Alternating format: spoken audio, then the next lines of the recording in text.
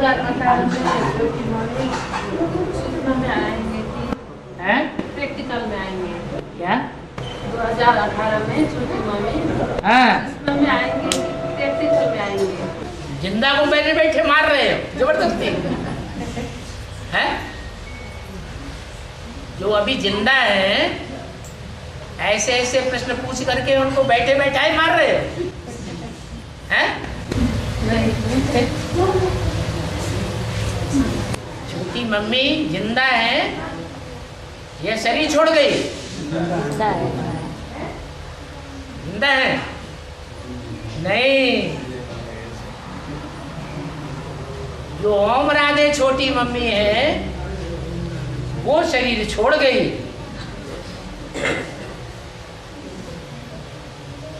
वो भक्ति मार्ग की छोटी माँ है या ज्ञान मार्ग की छोटी माँ है? भक्ति मार्ग की है। भक्ति मार्ग की बड़ी माँ भी शरीर छोड़ गई, सूक्ष्म शरीर धारण कर गई। छोटी माँ है तो छोटी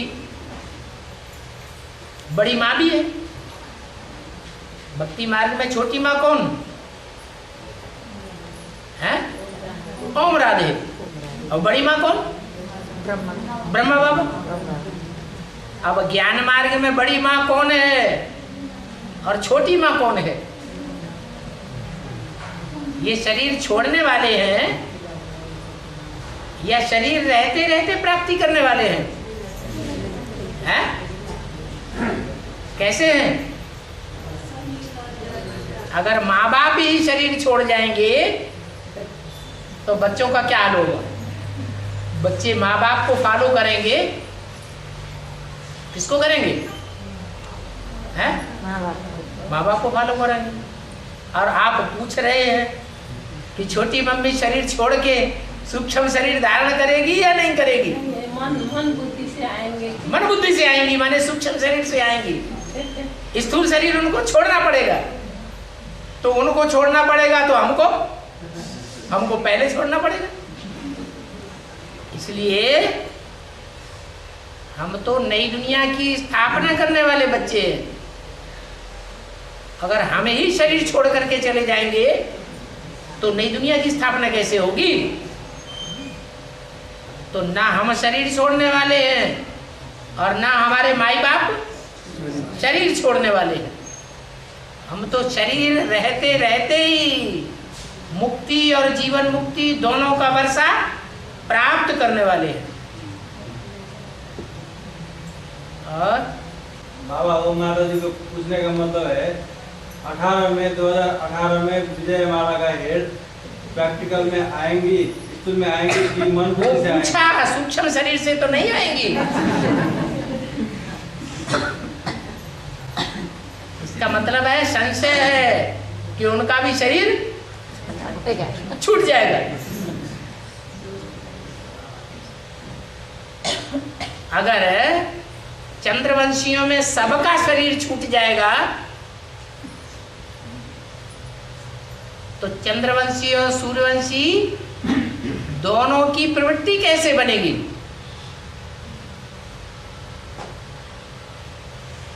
चंद्रवंश और सूर्यवंशियों की प्रवृत्ति बनती है और धर्म वाले तो हैं ही निवृत्ति मार्ग वाले, उनकी तो प्रवृत्ति पक्की होती ही नहीं।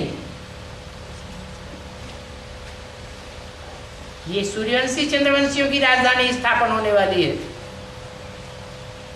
शरीर छोड़ने की तो कोई बात ही नहीं। हाँ, चंद्रवंश से प्रभावित जो और धर्म की आत्माएं हैं वो शरीर छोड़ेंगी। क्यों? क्योंकि वो शरीर रहते रहते बाप की पूरी श्रीमत पर नहीं चलेंगी,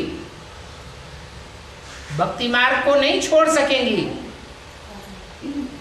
तो उनको शरीर छोड़ना पड़ेगा।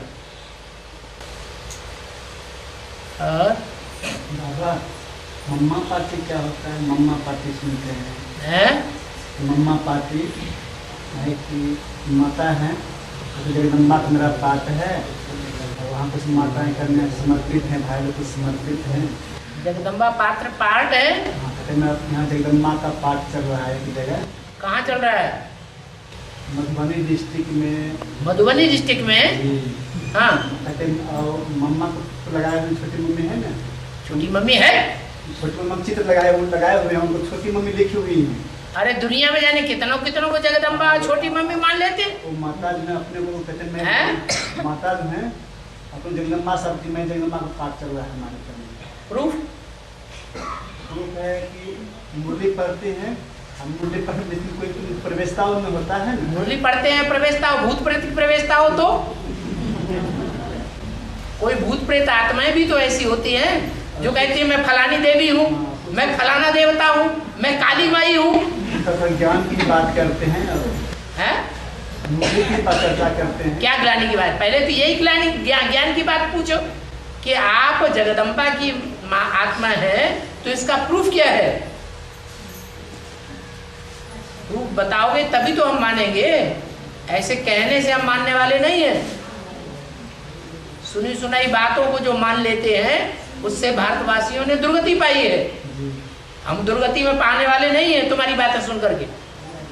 हम एक से सुनते हैं, अनेकों से नहीं सुनते। और तुम एक की बात सुनाओ, हमें वेरीफाई करके दिखाओ तो हम तुम्हारी भी बात माने। तो प्रूफ दो कि तुम जगदम्बा की आत्मा हो। तुम्हारा जगत पिता कौन है? अरे जगदम्बा है कि विधवा होगी? क्या विधवा होगी कि सधवा होगी? हैं? विधवाओं की पूजा होती है भारत में, तो सधवा होगी ना। तो तुम्हारे पीछे तुम्हारा पति कौन है? बाबा लौकिक में उनको पूजा भी होता है, पूर्णा लोग चढ़ाते वो हैं। तो भक्ति मार्ग में भी होता है। और बीके वाले वहाँ जा रहे हैं टूट टूट उसमें। बीके वाले तो सब धर्म वालों में जा रहे हैं,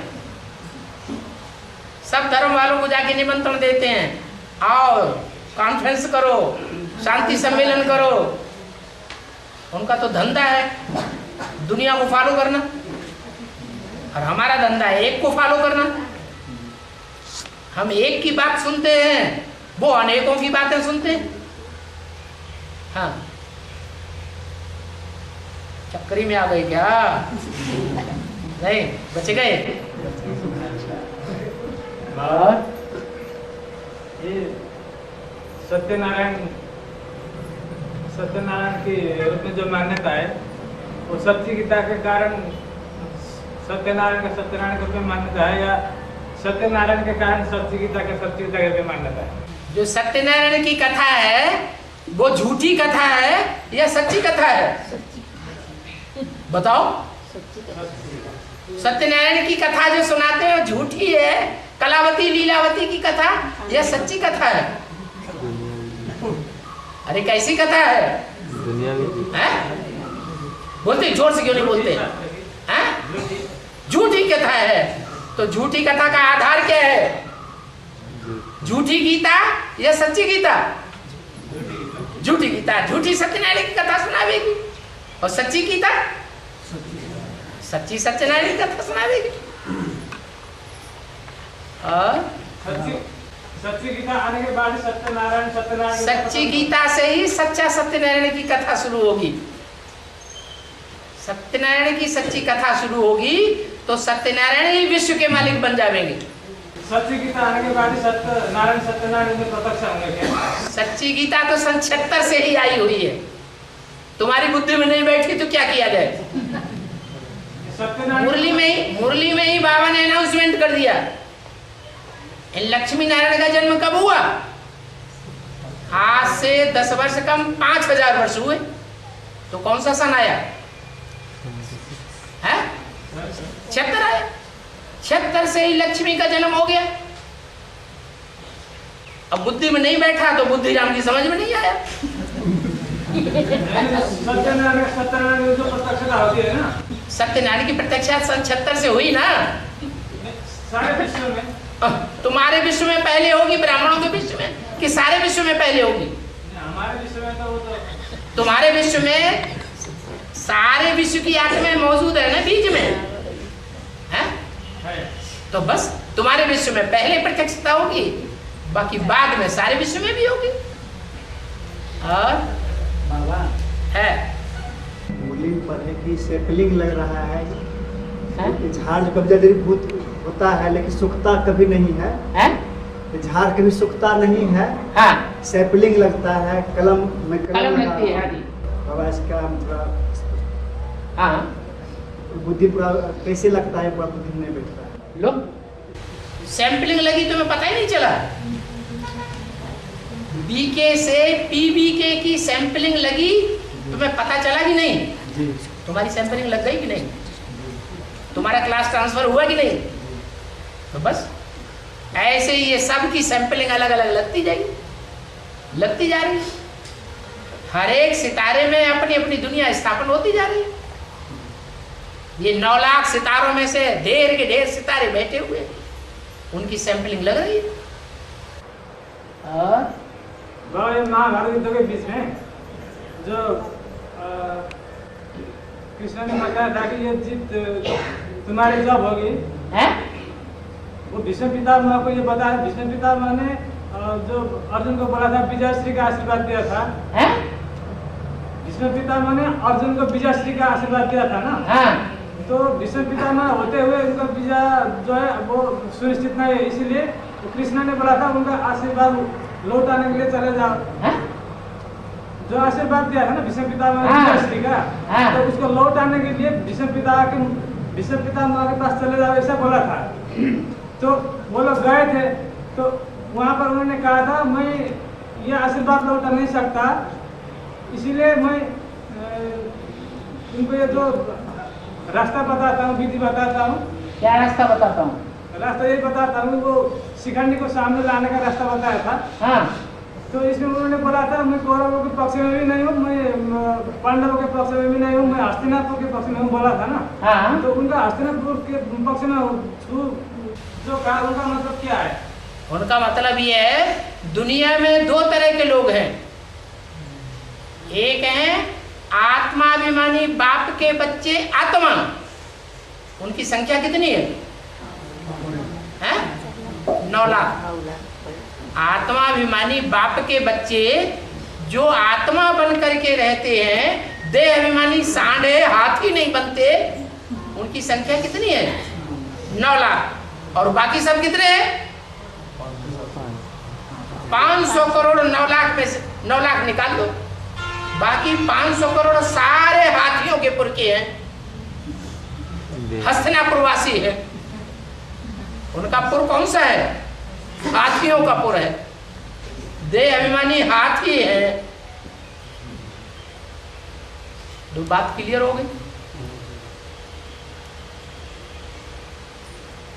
जो भीष्म पितामह है, भीष्म माने भयंकर, और पितामह माने कौरवों का पक्ष लेने वाले। कौरवों के पक्ष में रहने वाली आत्माओं के बीच में जो विशेष भयंकर पार्ट बजाने वाला है, वो कौन सा पार्टधारी था? कौन सा था? भीष्म पितामह। तो भीष्म पितामह ने ये कहा कि मैं हस्तिनापुर के पक्ष में हूं, माने हाथियों के पुर के पक्ष में हूं। हस्तिनापुर बचा रहे, माने स्वर्ग में जो आत्माएं हाथियों के पुर से निकल करके कन्वर्ट होकर के स्वर्ग में पहुंच जाती हैं,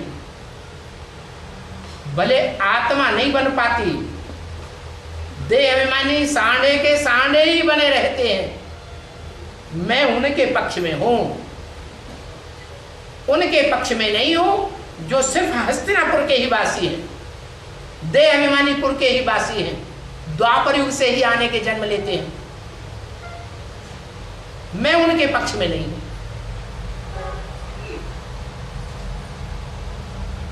तो ऐसी विदेशी आत्माएं हैं कि नहीं, जो कन्वर्ट होकर के ब्राह्मण सो देवता बन जाते हैं सत्युग त्रेता में, हैं?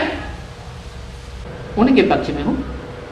बाबा जब ये युद्ध की समाप्ति हुई ना, तो वो समाप्ति के बाद उन्होंने ये कहा था कि जो दुर्योधन का मतलब कौरव का नाश हुआ, तो वहाँ पर उन्होंने कहा था कि अभी चारों ओर से हस्तिनापुर सुरक्षित हो गया, तो इसलिए अपनी इच्छा से मैं शरीर त्यागता हूँ करके वो अंतिम में उनसे खुशी जाहिर किया। अरे हस्तिनापुर की जो बीज रूप आत्माएं हैं वो सुरक्षित होके स्वर्ग में जाने लायक बन गई कि नहीं, कि दुनिया में से नापैद हो जाएंगी? स्वर्ग में जाएंगी या नहीं जाएंगी? अरे जाएंगी। और उनके भी बीज रूप जो है वो रुद्रमाला में बैठे हुए हैं। रुद्रमाला में हस्तिनापुर के बीज बैठे हैं कि नहीं? हाथियों की तरह जिनमें देह अभिमान भरा हुआ है, मकना हाथी है, अपना देह अभिमान जल्दी नहीं छोड़ते हैं जब तक पूरे गड्ढे में न गिराए जाए। हाथी कैसे बस में आता है मालूम है? नहीं मालूम? खींचा जाता है। हाँ, जोर से बड़ा गड्ढा खोदा जाता है जंगल में और उसके ऊपर घास फूस डाल देते हैं। हाथियों को बाजे बजा करके उसी गड्ढे की तरफ भगा के ले जाते हैं। एक आधा हाथी उसमें गिर पड़ता है, पड़ा रहने दो, भूखा प्यासा, न रोटी मिलेगी न दाल मिलेगी न पानी मिलेगा, तड़पता रहे, तड़पते रहे, तड़पते तड़पते बिल्कुल जब शरणागत हो जाता है तब उसको बाहर निकालते हैं। ऐसे देहाभिमानी सांडे ढेर के ढेर हैं जो दूसरे धर्मों से आए हुए हैं, हठ योगी हैं, हठ योग पर आमादा हो जाते हैं, बाप का सामना ही करते रहते हैं अंत तक। उनकी बुद्धि में बात बैठती ही नहीं।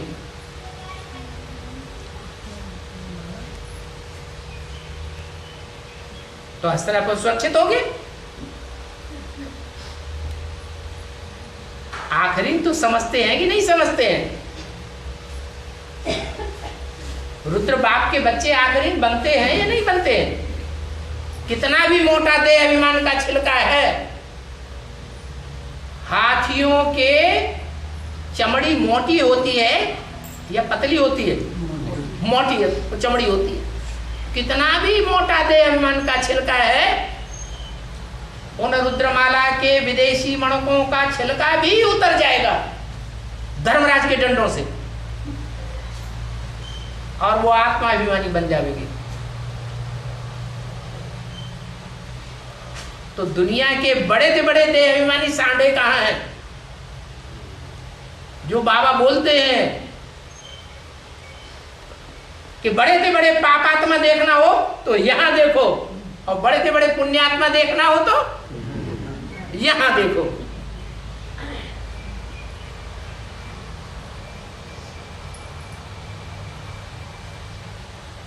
तो दुनिया के बीज तो यहां सुरक्षित हैं, उनमें हाथियों के भी बीज हैं, देह अभिमानियों के भी बीज हैं।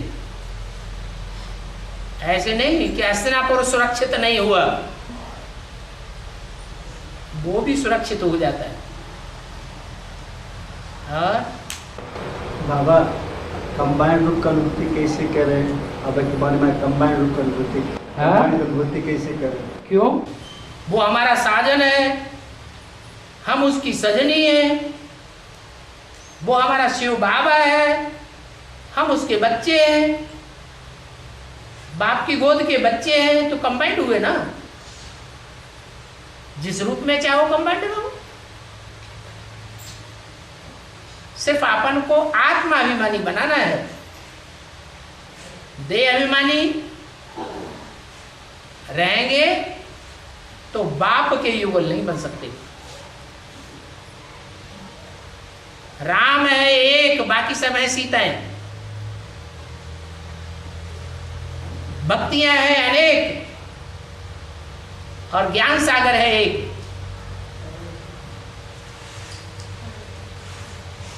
तो सीताएं, उनको ये स्टेज धारण करनी पड़े।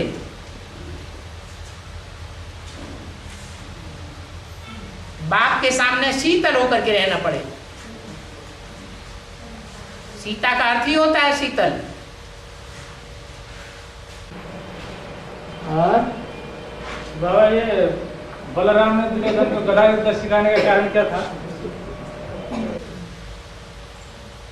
जो बलराम है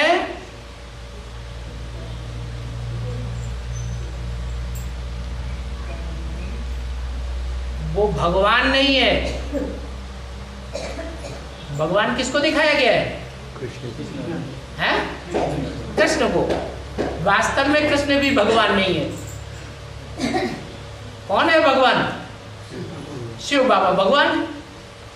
तो नंबर 2 का जो आदमी है वो नंबर 2 का काम करेगा या नहीं करेगा? और नंबर 2 वाले को सहयोग देगा या नहीं देगा? जरूर देगा। तो बलराम ने दुर्योधन को गदा युद्ध सिखाया। ये कोई नई बात नहीं है, ऐसे ही होता है। और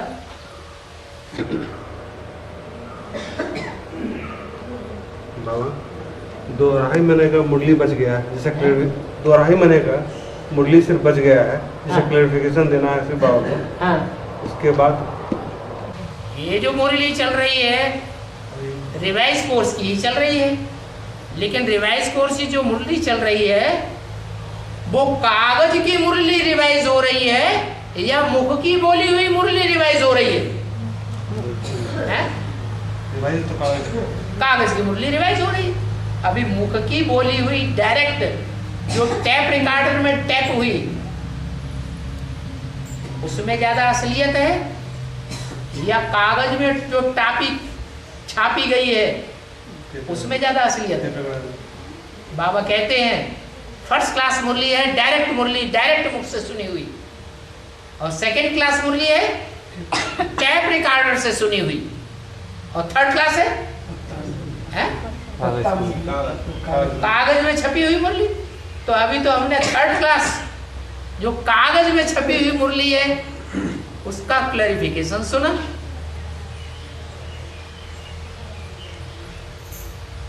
थर्ड क्लास में और सेकंड क्लास में कुछ तो अंतर होगा कि नहीं होगा?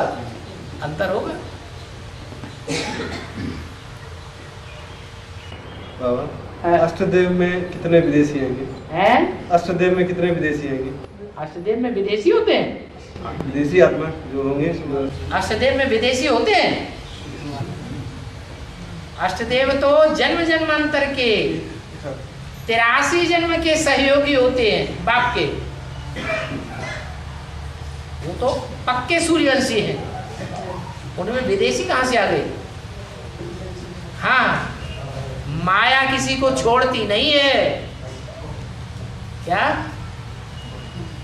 माया किसी को नहीं छोड़ती। माना जिसमें बाप प्रवेश करता है उसको भी नहीं छोड़ती है। भक्ति मार्ग में गीत गाती है माताएं, माया नगरिया मार गई रे, ब्रह्मा को मारी, विष्णु को मारी, शंकर की दाढ़ी हिलाई गई रे। मारा नहीं, लेकिन फिर भी दाढ़ी पकड़ के झकझोर के चली गई।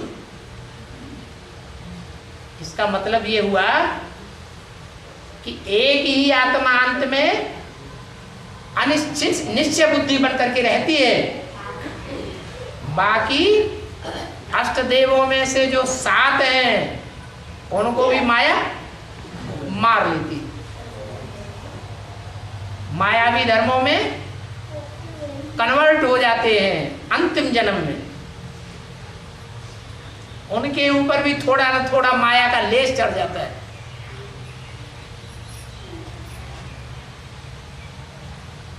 तो जो अष्टदेव हैं उनकी पहचान में थोड़ा थोड़ा अंतर होता है। उनके चेहरे की फिनिशिंग में थोड़ा अंतर आ जाता है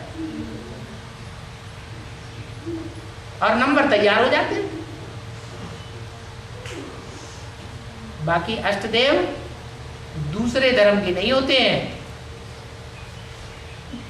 84 जन्मों में से एक जन्म थोड़े समय के लिए माया के चंबे में आ गए तो उनको विदेशी और विदर्भी नहीं कहेंगे। क्यों? क्योंकि सुबह का भूला ज्यादा लंबे टाइम नहीं, कई दिनों, कई हफ्तों, कई महीनों, कई वर्षों तक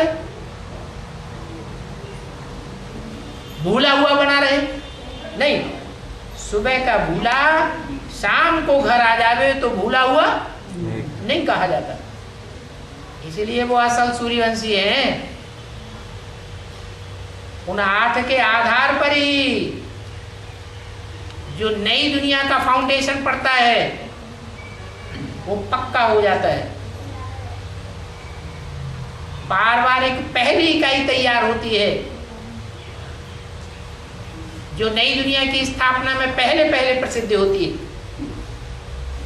फिर धीरे धीरे उनमें 108 जो 12-12 के दूसरे ग्रुप हैं वो ऐड होते जाते हैं। इसलिए अव्यक्तवाणी में बोला हुआ है, एक भी पावरफुल संगठन तैयार होने पर एक संगठन दूसरे संगठन को खींचते हुए, एक ग्रुप दूसरे ग्रुप को खींचते हुए अंत में 108 की माला का संगठन तैयार हो जाएगा, जिनकी एक ही भाषा होगी,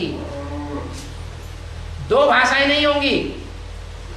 एक कुछ बोले दूसरा कुछ बोले, 108 एक सुर से ही एक ही बात बोलेंगे, एक ही बात साबित करेंगे, एक का ही ज्ञान कान से सुनेंगे, एक ही बातें दूसरों को सुनावेंगे,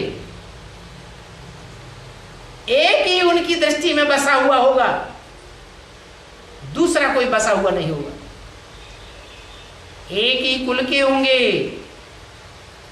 एक ही राज्य के होंगे, एक ही राजाई को मानने वाले होंगे, कायदे कानून को मानने वाले होंगे।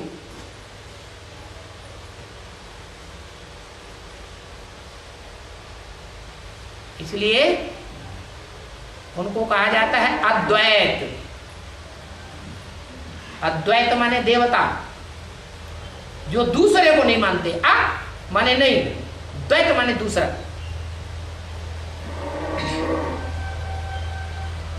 अभी तो ऐसे ढेर हैं जो आपस में एक दूसरे की बातें मानेंगे और बाप की बात खंडन करेंगे।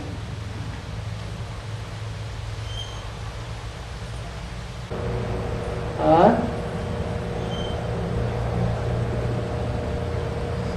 बाबा अष्टदेव में कुमारी भी आ सकते हैं? क्यों नहीं आ सकते? अधर कुमार अधर कुमारी एक बाप के बनेंगे, एक दूसरे के नहीं बनेंगे। हैं? दिल की बात एक दिलावर से कहेंगे, आपस में रज के बातें नहीं करेंगे। एक से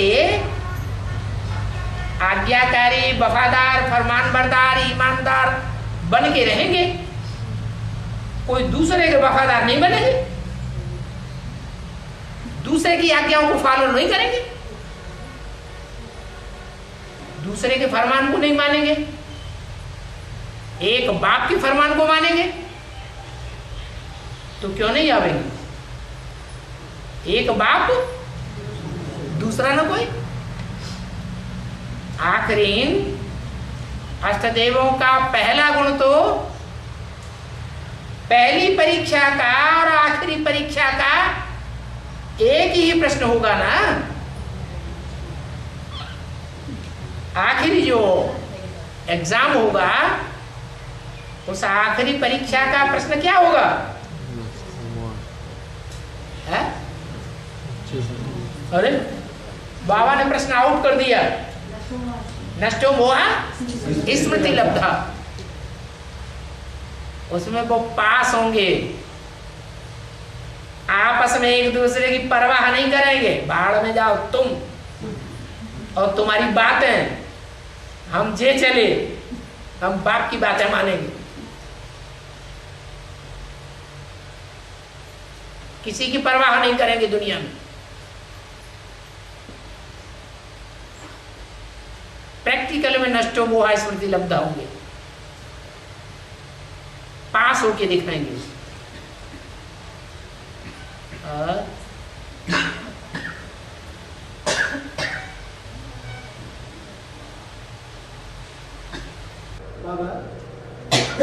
जैसे शंकराचार्य हैं? शंकराचार्य शिव को भक्ति करता है ना, क्या? शंकराचार्य शिव की भक्ति करते शंकराचार्य शंकराचार्य शिव की भक्ति करते हैं। हाँ, हाँ, और फिर उसको भी पूजा कराते हैं। बाबा इसका शूटिंग कैसे हो जाता है? क्यों? यहाँ ऐसे नहीं है, इस यज्ञ में ऐसे नहीं है, वेश यज्ञ में और डांस में जो खुद भी पूजा करते हैं एक शिव की, और फिर दूसरों को रास्ता बताते हैं, हमारी पूजा करो, हमारी बात मानो, ऊपर बाबा को नहीं बताना। नहीं है ऐसे? है या नहीं है? है तो हो गया उनकी पूजा। हाँ?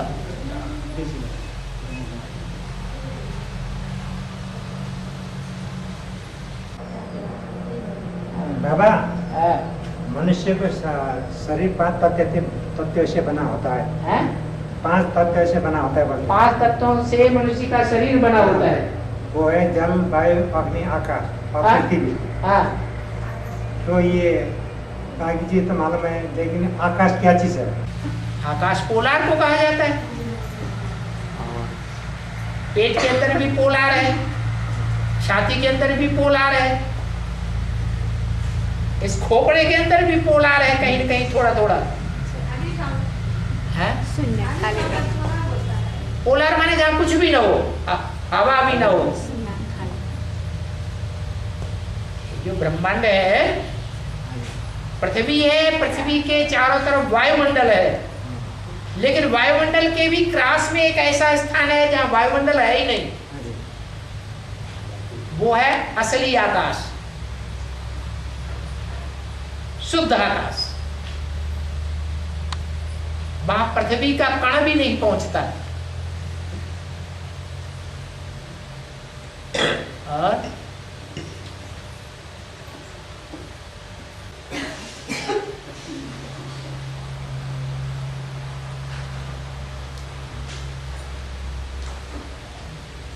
मधुबन का नियम क्या है? और जो बाहर रहने वाले, गीता पाठशाला में जाने वाले या गीता पाठशाला वाले,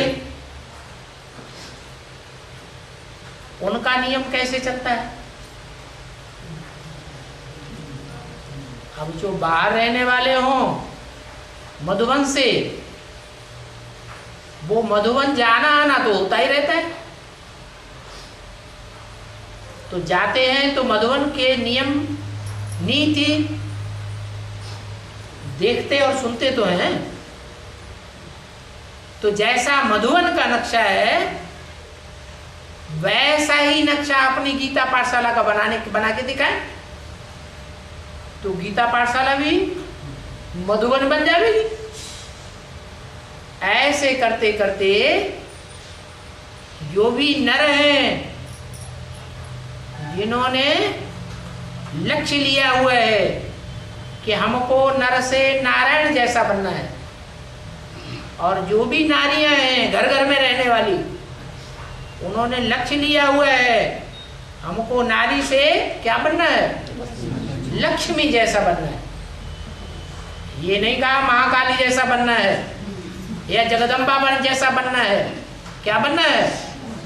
नारी से लक्ष्मी जैसा बनना है। तो घर में ही लक्ष्मी नारायण जैसे बन जाएंगे तो मधुबन बन जाएगा कि नहीं? बन जाएगा।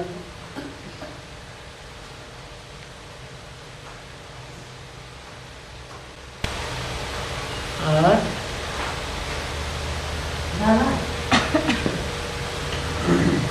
गीता पाठशाला में आने के सुविधा नहीं हो रहा है।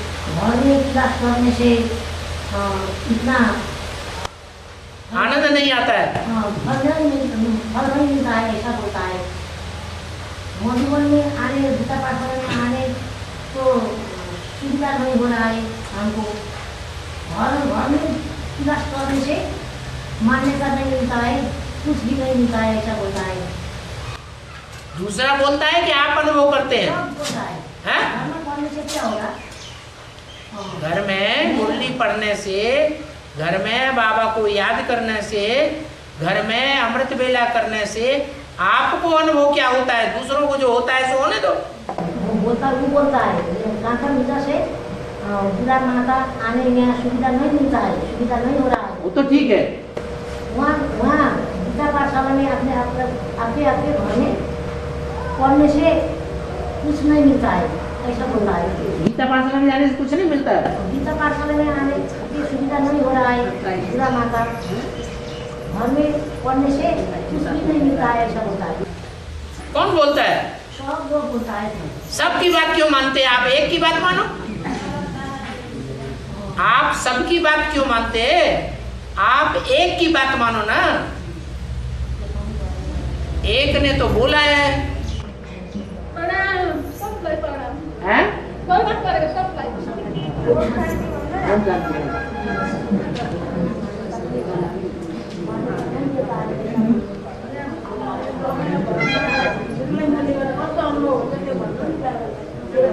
जिसको डॉक्टर ने बेड रेस्ट बोला हुआ है और घरग्रस्त में रहने वाला है, अब उसको दूसरा कोई बोलता है घर में रह करके तुम याद करोगे, मुरली सुनोगे तो तुमको कुछ भी प्राप्ति नहीं होगी। ऐसा बाबा बोल सकता है? नहीं बोल सकता।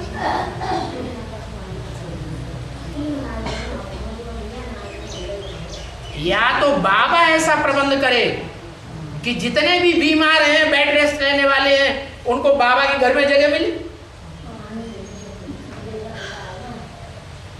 जितने भी बूढ़े हैं, वयोवृद्ध हैं, उनके लिए बाबा वृद्धाश्रम खोले, उनका प्रबंध करे। तो जब तक ऐसा नहीं होता है तब तक बाबा तो नहीं बोल सकते कि तुम अपने घरग्रस्त में रह करके पुरुषार्थ न करो। बाकी दुनिया बोलती है, दुनिया की बातें क्यों सुनते?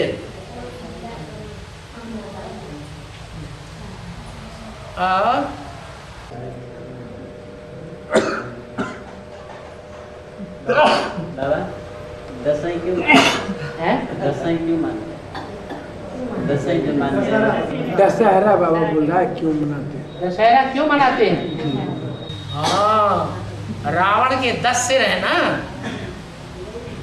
5 माया के सिर, काम क्रोध लोभ मोह अहंकार, और 5 प्रकृति के सिर, पृथ्वी जल वायु अग्नि आकाश। ये 10 मिलकर के रावण के 10 सिर माने जाते हैं। रावण के 10 सिर हैं जो हमको दुख देते हैं। तो उन 10 को हरा देना। कभी हमने शिव बाबा का राजयोग सीख करके इन 10 रावण के सिरों को हरण किया है या नहीं किया है? इनको हराया या नहीं हराया? काम क्रोध लोभ मोह अहंकार, पृथ्वी जल वायु अग्नि आकाश, प्रकृति के 5 तत्वों को जीता या नहीं जीता? माया के 5 विकारों पर जीत पाई है या नहीं पाई है? हैं? कभी नहीं पाई? पाई है। तो उसकी यादगार में भक्ति मार्ग में ये मनाते हैं दशहरा। 10 सिरों को हरण करने की यादगार है दशहरा। जब 10 सिरों को जीत लेंगे तो दीपावली मनाई जाएगी। आत्मा का दीपक सदैव ही जलता रहेगा, कभी बुझेगा ही नहीं। उसकी यादगार में दीपावली मनाई जाती है। दीपावली मनाते हैं तो पहले पहले दीपक जलता है धर्मराज का। इसका धर्म की धारणा में जो सबसे आगे गया। तो धारणा में कौन सी आत्मा आगे गई है? अरे धारणा करने में सबसे आगे जाने वाली आत्मा का नाम क्या है? हैं? हाँ, ब्रह्मा, माँ, तो जो आगे गई वो ही धर्मराज का पार्ट बजाने वाली आत्मा है, इसलिए उसका दीपक पहले जलता है।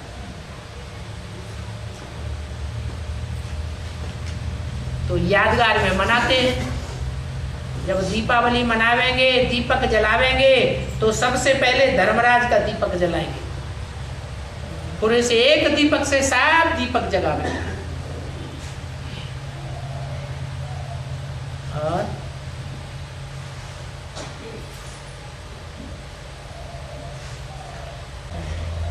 ओ